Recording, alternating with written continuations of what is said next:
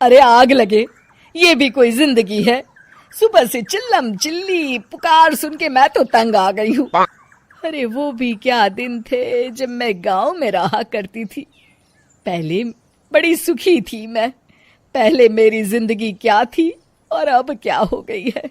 शहर में तो लोग भेड़ बकरी की तरह जीते हैं। जीने का असली मजा तो गांव में है। क्यों, क्या हुआ माँ जी? आज गांव की बहुत याद आ रही है आपको?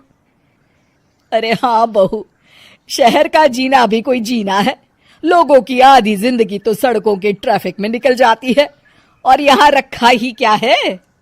एक बात कहूँ, दिल्ली शहर अब पहले जैसा नहीं रहा।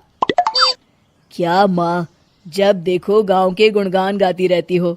ठीक है, इस बार ना बच्चों के कॉलेज की छुट्टियों में हम सब गांव चलेंगे, ठीक है? हाँ, ये ठीक है।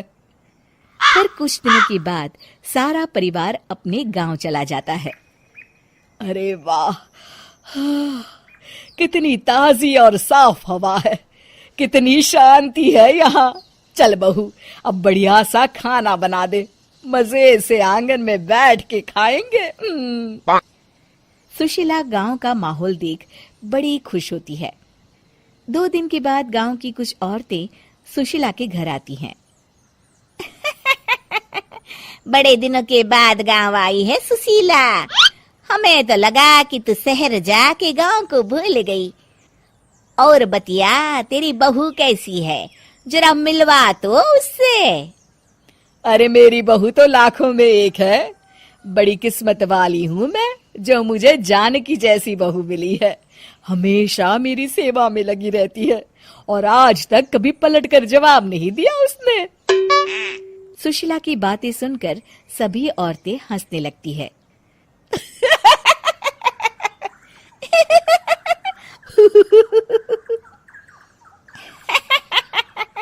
अरे कुछ भी बोले जा रही है। तबीयत तो ठीक है? तेरी बहू चांद से आई है क्या? क्यों बहनों, दुनिया की कोई भी बहू अच्छी होती है क्या?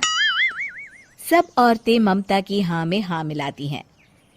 अरे मैं तो कहती हूँ दुनिया की हर बहू सास का खून चूसने वाली डायन होती है, डायन। मैं तो एक बिल में 1000 सांप के साथ रह सकती हूँ, लेकिन अपनी बहू के साथ नहीं रह सकती।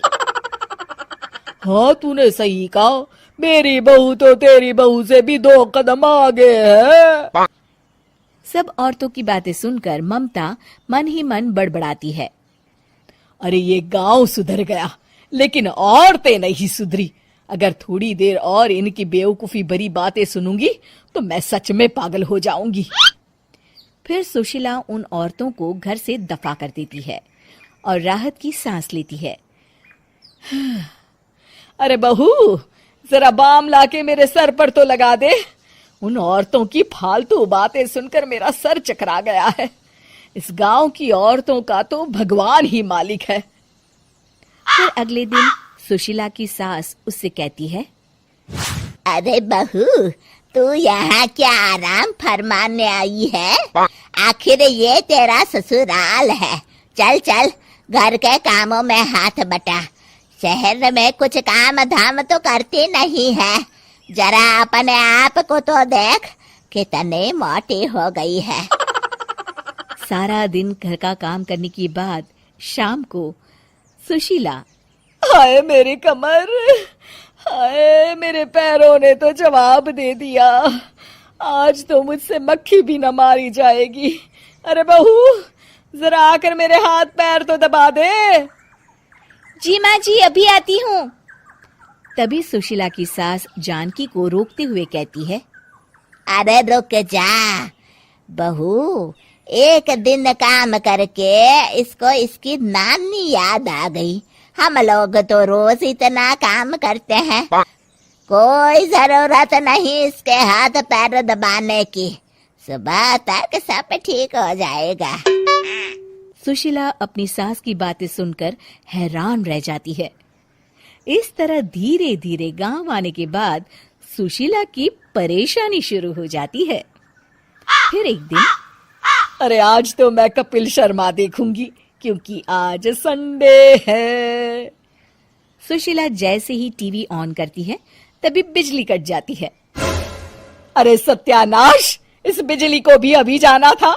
इतने दिनों से मैं टीवी सीरियल देख नहीं पाई।